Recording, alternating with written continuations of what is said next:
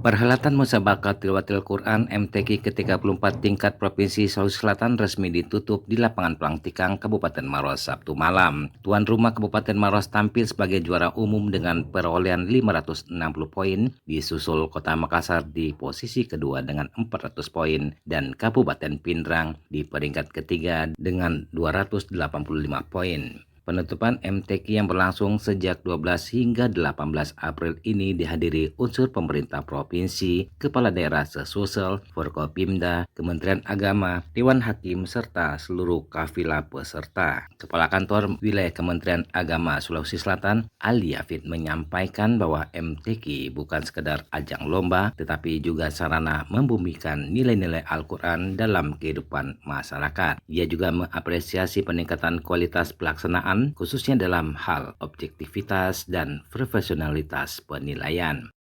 Proses penilaian dapat berlangsung lebih objektif dan lebih fokus pada kualitas penampilan. Ini adalah langkah baik yang patut diapresiasi karena menunjukkan keseriusan kita semua dalam menjaga marwah MTQ sebagai arena yang menjunjung tinggi kejujuran, profesionalitas, dan keadilan. Sementara itu, Bupati Maros Andi Safril Kaidesa menyebut MTQ menjadi momentum penting dalam mempererat silaturahmi antar daerah. Dan harapan kita ya kegiatan ini menjadi ajang silaturahmi buat seluruh terutama para pejuang-pejuang Al-Quran.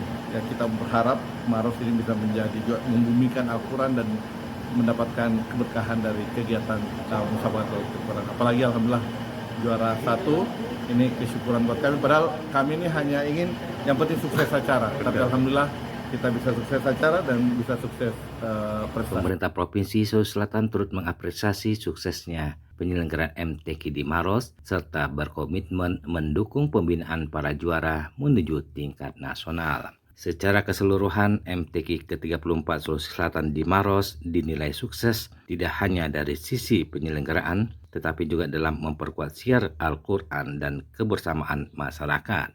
Dari Kabupaten Maros, Provinsi Sulawesi Selatan, Kristianto Pro 3 RRI terus mengudara untuk Indonesia.